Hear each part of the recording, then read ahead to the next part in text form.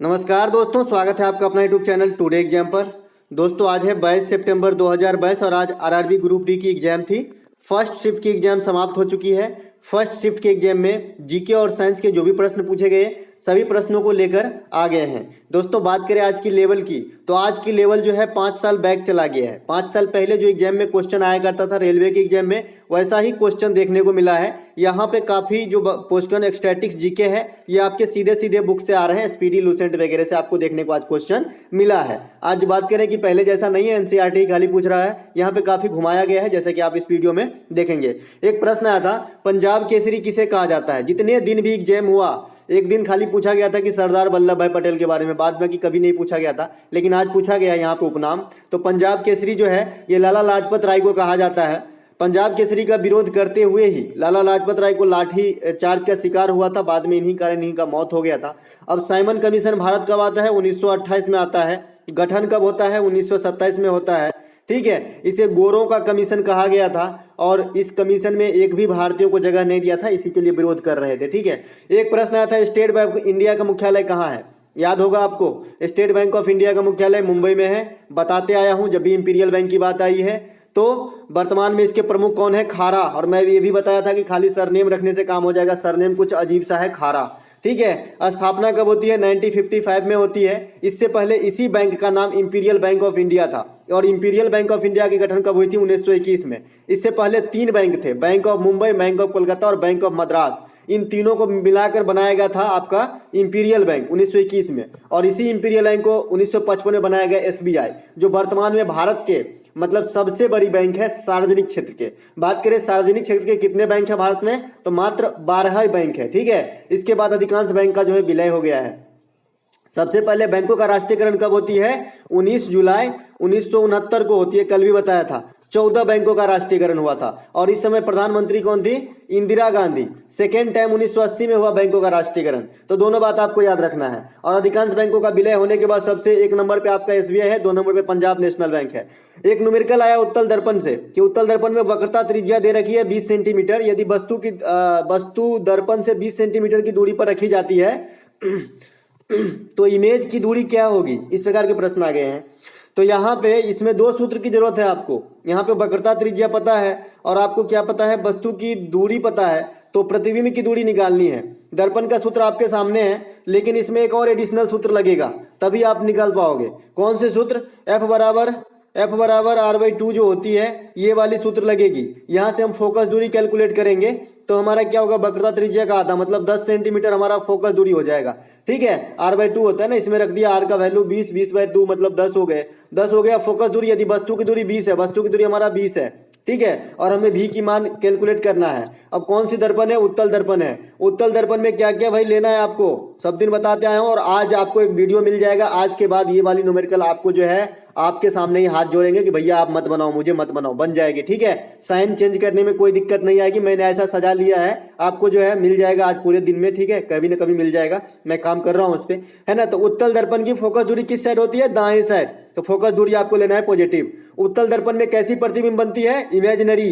दर्पण में इमेजिनरी प्रतिबिंब बना नहीं कि प्रतिबिंब की दूरी जो है पॉजिटिव लेना स्टार्ट किया हमने। ठीक है, इसके बाद वस्तु की दूरी, कोई भी लेंस कोई भी दर्पण हो हमेशा निगेटिव है, इसको तो याद ही नहीं करना है। तो आपको फोकस दूरी पॉजिटिव लेना है और प्रतिबिंब की दूरी पॉजिटिव लेना है और वस्तु की दूरी निगेटिव लेना है। तीनों चीज आपके सामने रखी हुई है, बस खाइए इसको, जो है बैठा दीजिए इस सूत्र में। ठीक है, तो चलिए बैठा देते हैं। 1/f बराबर होता है ना, तो 1/10 हो जाएगा। और पॉजिटिव होता है तो पॉजिटिव का साइन नहीं लिखता हूँ, ऐसे ही लिखता हूँ। ठीक है, निगेटिव में साइन देना जरूरी है भैया, है ना। और 1/v क्या है? पॉजिटिव ही होना है। और ये तो माइनस के हो जाएंगे क्योंकि प्लस माइनस माइनस हो जाएंगे, वस्तु की दूरी माइनस होती है ना, तो मैंने माइनस 20 लिखना था और बीच में साइन होता है प्लस की, ये वाली साइन, तो प्लस माइनस माइनस हो गए, तो ये माइनस में एक ही बार लिख लिया। तो 1/10 प्लस 1/20 बराबर 1/20 हो जाएगा। 20 हो जाएगा आपका एलसीएम, है ना।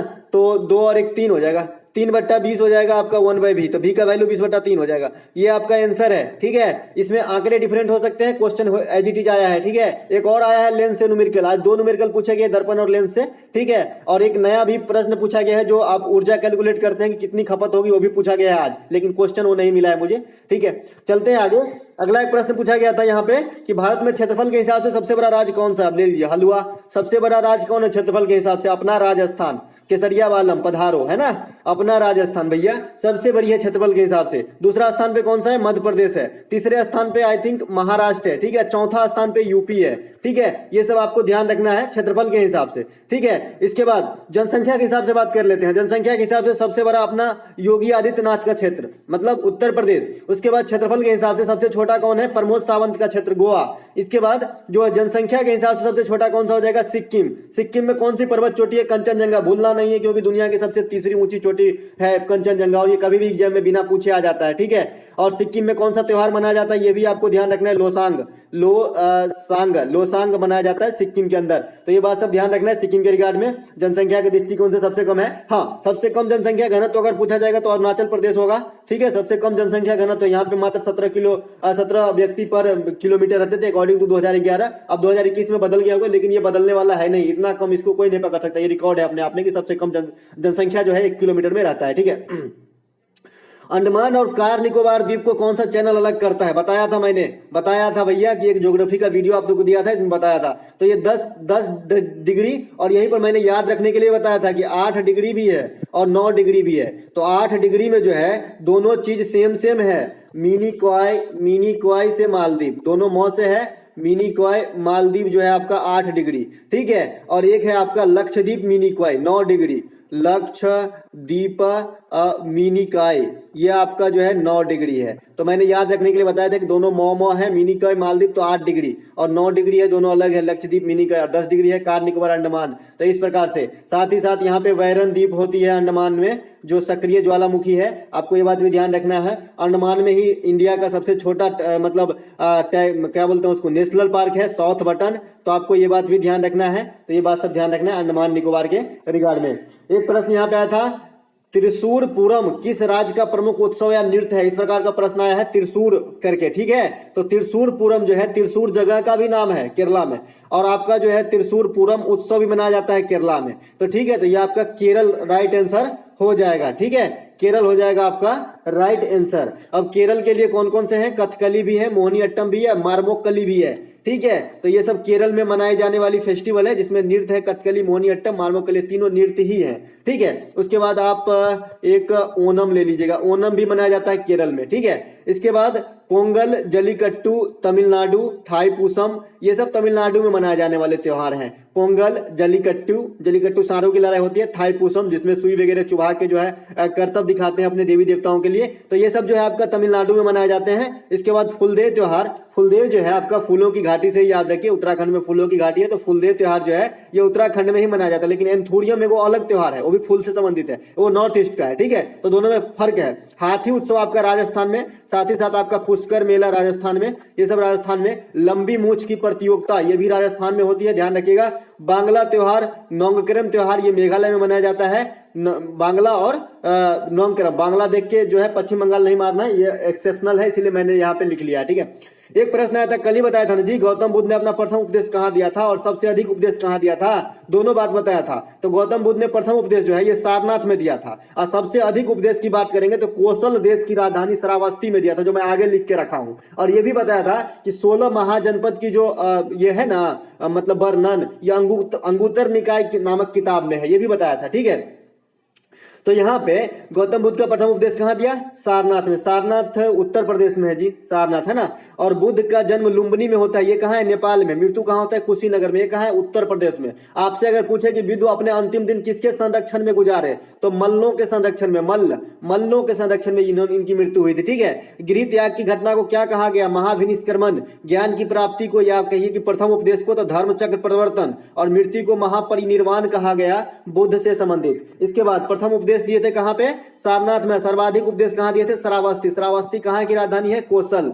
कोसल उस समय देश हुआ करता था, महाजनपद हुआ करता था, उसके अलग अलग टुकड़े हुए करते थे। तो उस समय कोसल की राजधानी श्रावस्ती थी, जहां की राजा प्रसेनजीत थे, ठीक है। गौतम बुद्ध पाली भाषा में भाषण देते हैं, वहीं भगवान महावीर जो आपका प्राकृत भाषा में भाषण देते हैं। दोनों में फर्क है थोड़ी। इसके जो पवित्र ग्रंथ है त्रिपिटक है, इसके जो पवित्र मतलब ये वाक्य है वो त्रिरत्न है ना। सम्यक आचरण, सम्यक ज्ञान, सम्यक दर्शन है इनके जो है सुत्त पिटक, अधीन पिटक और विनय पिटक है। इसके बाद 4 बौद्ध संतति होती है, जिसमें पहला जो है आपका कहाँ पे होता है, राजगीर में होता है, दूसरा अजातशत्रु के समय, दूसरा जो है कालाशोक के समय आपका वैशाली में, इसके बाद पाटलिपुत्र में अशोका के समय, इसके बाद कुंडलवन कश्मीर में कनिष्के के समय। तो ये बात आपको ध्यान रखना है। अजातशत्रु आपके हार्यक वंश के थे, ठीक है, बिंबिसार के पुत्र थे, ठीक है।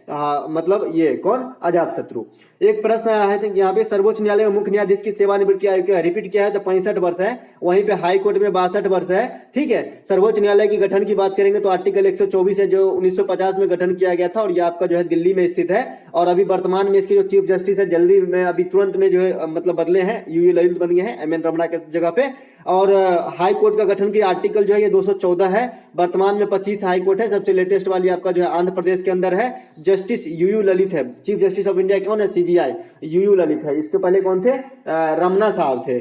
धोबन सोडा का आपका रासायनिक सूत्र पूछा गया है, तो धोबन सोडा का रासायनिक सूत्र आपका Na2CO3 होता है, सोडियम कार्बोनेट, ठीक है। इसे सोडियम कार्बोनेट कहा जाता है। इसका उपयोग रंजक के रूप में, साबुन बनाने के रूप में हो सकता है। धोबन सोडा का और क्या उपयोग हो सकता है, तो ड्राई क्लीनर्स वगैरह में हो सकता है, ठीक है। यहाँ पे एक बेकिंग सोडा है जिसे सोडियम बाइकार्बोनेट कहते हैं, इसके सूत्र में थोड़ा सा भिन्नता है, NaHCO3 होता है इसका सूत्र। और इसे खाने वाला सोडा भी कहते हैं। कास्टिक सोडा सोडियम हाइड्रोक्साइड कहते हैं, NaOH, जिसके लास्ट में OH रहता है, हाइड्रोक्साइड होता है और सोडियम का सूत्र Na है, तो आप ऐसे ही इसको लिख लीजिएगा, इसमें कोई दिक्कत नहीं है, ठीक है। एक प्रश्न आता है कि चुंबकीय रेखा की दिशा कैसी होती है, तो भैया बताए थे कि चुंबकीय रेखा की इंटरनली बात करेगा कि भाई चुंबकीय रेखा चुंबक के अंदर कैसे गमन करते हैं, तो साउथ से नॉर्थ। लेकिन अगर जनरल वे में बात करता है तो आपको जो है नॉर्थ से साउथ हो जाएगा, तो यहाँ पे उत्तर से दक्षिण राइट आंसर हो जाएगा। चुंबकीय क्षेत्र का मात्रक क्या होता है, टेस्ला या वेबर मीटर होता है। इसके बाद आपका एक आता है कि दो चुंबकीय रेखा एक दूसरे को कभी नहीं काटती है, ये सब प्रॉपर्टीज है चुंबकीय रेखा की। उसके बाद चुंबक के समान ध्रुवों में जो है प्रतिकर्षण होता है। दो चुंबक ले लीजिए और उनको सटाइए, तो समान ध्रुव की तरफ करेंगे ना तो आपको जो है हाथ को झटकेगा बाहर की तरफ, और असमान ध्रुवों में जो है आकर्षण होता है, ठीक है। इसके बाद चुंबक बनाने की बात आती है तो नरम लोहा या मुलायम लोहा जो है अस्थायी चुंबक बनाया जाता है और इस्पात से जो है अस्थायी चुंबक बनाया जाता है। अगर मैं नर्म को काट दूं, लोहा को लोहा का प्रयोग किसमें होता है, तो अस्थायी चुंबक में, तो ये भी कोई गलत नहीं है, ऑप्शन में रहेगा। नरम लोहा नहीं भी है, एक दिन पूछा गया था कि भाई चुंबक बनाया जाता है तो लोहा ऑप्शन में था, तो लोहा आंसर हो जाता है, और क्या। एक प्रश्न आया था कि बोडो संताली भाषा को संविधान में कब अटैच किया गया, तो 2003 में किया गया था। और ये संविधान संशोधन आई थिंक 92 था, 92 संविधान संशोधन था, जिसमें बोडो, संथाली और मेरा जो अपना भाषा है, मतलब हमारा जो घर की भाषा है मैथिली, क्योंकि मैं बिहार से हूँ और ये बिहार के जो है ये मिथिला रीजन से हूँ, तो यहाँ की भाषा मैथिली है। तो ये भी इन सभी को जो है 4 भाषा को अटैच किए गए थे, संथाली, बोडो, मैथिली और एगो शायद डोंगरी था। ये चारों को किया गया था आपको जो है 92 संविधान संशोधन 2003 में। वर्तमान में कितने भाषा है संविधान के अंदर, 8वीं अनुसूची में तो 22 गो है, ठीक है। शास्त्रीय भाषा क्या गो है, तो 6 गो है। भाषा आयोग का मुख्यालय कहाँ है, कर्नाटक मैसूर में है। इसके बाद और क्या है भाई, भाषा आयोग के अध्यक्ष प्रथम कौन थे, तो खरे थे, बीजी खरे। उसके बाद राज्य पुनर्गठन आयोग के अध्यक्ष कौन थे, तो फजल अली थे।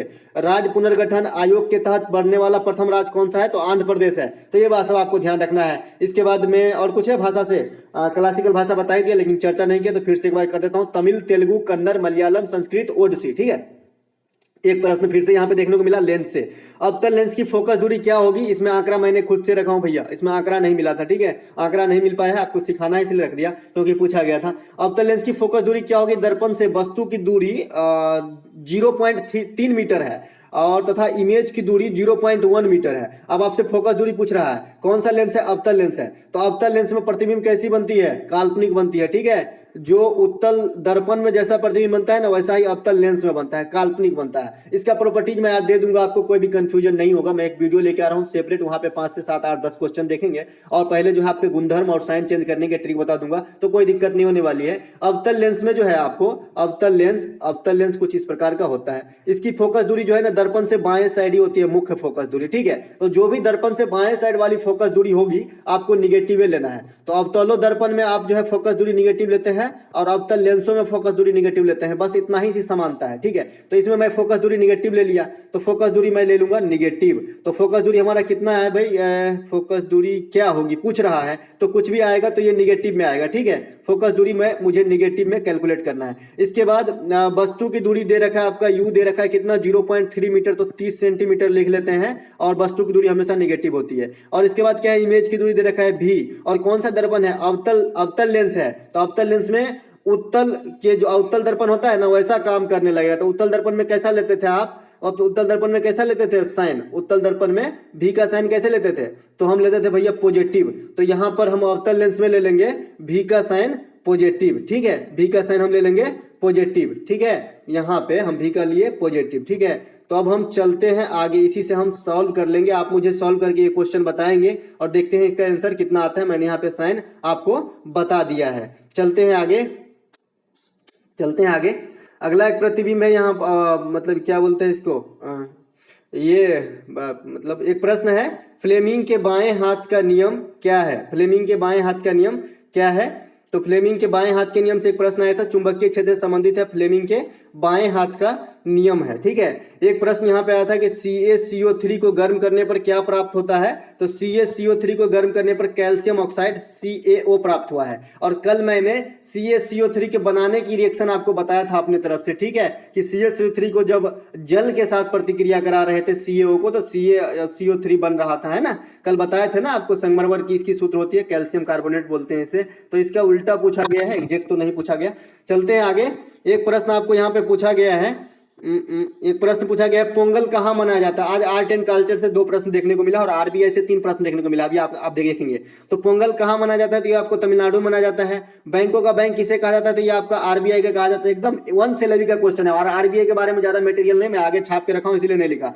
एक पूछा गया है सीआरआर का फुल फॉर्म, रिपीट किया हुआ प्रश्न है और मैंने आपको इसको बताया था कि सीआरआर क्या होता है। कैश रिजर्व रेशियो, जो भी कॉमर्शियल बैंक है उसकी अपनी जमा पूंजी का कुछ रकम जो है आरबीआई के पास जमा करना पड़ता है, इसे ही कैश रिजर्व रेशियो कहते हैं, ठीक है। और ये दर कौन तय करेगा, तो ये भी आरबीआई करेगा कि भाई तुम्हें कितना रखना पड़ेगा, तो इसे कैश रिजर्व रेशियो कहते हैं। और एक होता है सीएलआर, जो बाजार में जो है तरलता कितनी होगी, तो ये एक अलग चीज है, सीआरआर एक अलग चीज है, ठीक है। एक आया था अल नीनो, अल नीनो से संबंधित एक प्रश्न आया था, लेकिन क्या आया था पता नहीं है।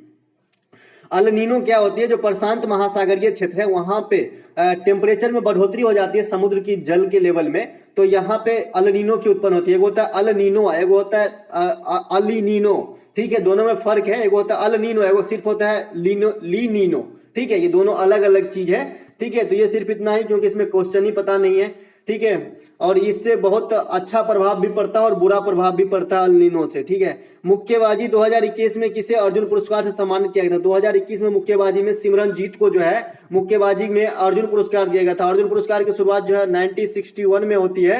इसके बाद क्रिकेट में इसी बार जो है 2021 के लिए शिखर धवन को दिया गया था। तो दोनों बात ध्यान रखना है। एक प्रश्न आया था कि पंचायत का कार्यकाल कितने समय का होता है, तो पंचायत का कार्यकाल जो होता है ये आपका 5 वर्षों का होता है। कितने समय का होता है, 5 वर्षों का होता है। आर्टिकल 40 की बात करेंगे या आर्टिकल 243 की बात करेंगे तो आपका ये पंचायत से ही संबंधित है। इसके बाद में 11वीं अनुसूची की बात करेंगे या 9वीं भाग की बात करेंगे तो ये भी पंचायत से ही संबंधित है।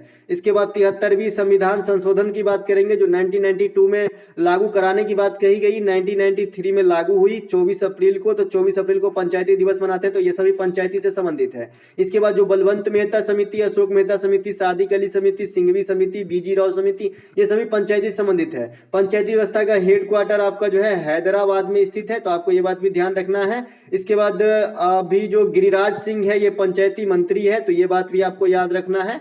इसके बाद पंचायती में और क्या है, मैक्सिमम मतलब मिनिमम उम्र क्या है, 21 वर्ष है। और कार्यकाल कितनी होती है, 5 वर्षों का होता है। चुनाव कौन करवाता है, राज्य चुनाव आयोग करवाता है। तो ये बात सब आपको ध्यान रखना है। तो चलिए दोस्तों, मिलते हैं एक नेक्स्ट वीडियो में। अगर अच्छा लगा हो तो लाइक जरूर कर लीजिएगा, ठीक है।